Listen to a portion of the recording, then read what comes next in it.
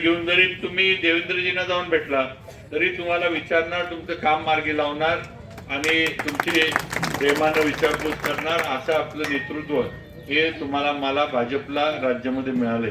त्यामुळे काही चिंता करू नका. 100% आमची सर्व ताकद जिल्ह्यातली जी आहे ती तुमच्याबरोबर आहे. उलट माझं म्हणणं आहे मुस्लिम बांधवांनी अजून भाजप बरोबर आलं पाहिजे. परवा आता आपण मुंबईला बघितलं, परवा मी संघाचे आपले मोहनजी भागवतांनी 2 दिवस कार्यक्रम घेतला होता. सगळे तिथं, मी कार्यक्रमाला मला पण बोलवलं होतं, मी गेलो होतो. ते सलमान खान तिथं कार्यक्रमाला होते, तुमचे अदनान सामी गायक आपला. हे जे सांगतात ना की नुसतंच विरोधात आहे भाजप म्हणजे मुस्लिमांच्या विरोधात, असला अजिबात नाही. आज लातूरमध्ये आपण मला वाटतं 6 उमेदवार, बरोबर आहे ना, लातूर महानगरपालिकेला 6 उमेदवार आपण भारतीय जनता पार्टीनं मुस्लिम समाजातले त्या ठिकाणी लढवले होते, उभे केले होते. ही वस्तुस्थिती.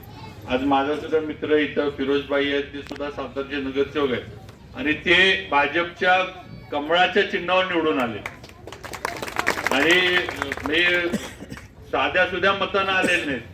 मला वाटतं 2022च्या लीडनं प्रभागातनं तो निवडून आलाय तो. आणि त्याच्याबरोबर एक पूनमताई म्हणून होत्या. दोघांना पण म्हणजे सांगायचा हेतू असा आहे की आज मुस्लिम आणि भाजप हे आता वेगळं राहिलेलं नाही. हे फक्त आपल्यामध्ये दुपळी राहावी, आपल्यामध्ये मतांची जी वोट बँक आहे ती कुठेतरी कायम राहावी किंवा हिंदू मुस्लिम या याच्यातनं बाकीचे राजकीय फायदे त्याच्यातनं घेता यावेत, हा सगळा प्रयत्न काही लोकांचा, काही समाजातील घटकांचा कायम राहिला हे आपण लक्षात घेतलं पाहिजे. आणि शेवटी माझं म्हणणं काय की ठीक आहे, जात धर्म याचा अभिमान सगळ्यांनाच आहे, आपल्याला आहे, मला आहे, सगळ्यांनाच आहे. त्याबद्दल काय निर्णय आणि असला पण पाहिजे, त्यात काही गैर पण नाही.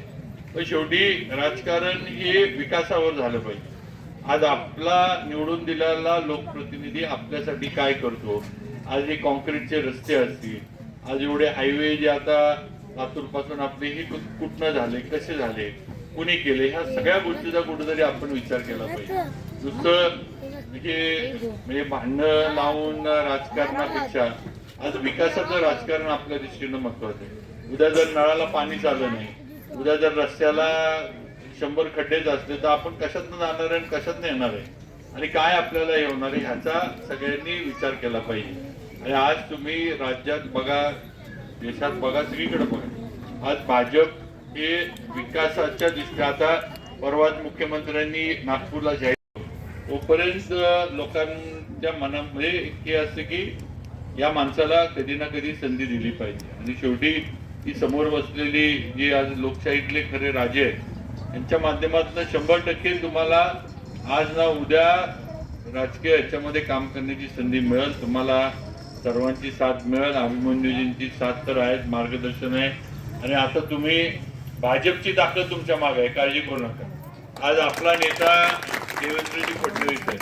आज आपण राज्यामध्ये त्यांच्या मार्गदर्शनाखाली काम करतो आणि आमच्या नेत्याकडं किंवा देवेंद्रजींकडं जात पात धर्म वगैरे असलं काही ते बघत नाही. ती वस्तुस्थिती आहे. जो माझ्या बरोबर येईल, जो माझ्या पक्षासाठी काम करेल, जो माझ्या पक्षावर विश्वास ठेवल, तो माझ्या पक्षाचा आणि माझा कार्यकर्ता, ही भूमिका त्यांची काम करत असताना येते.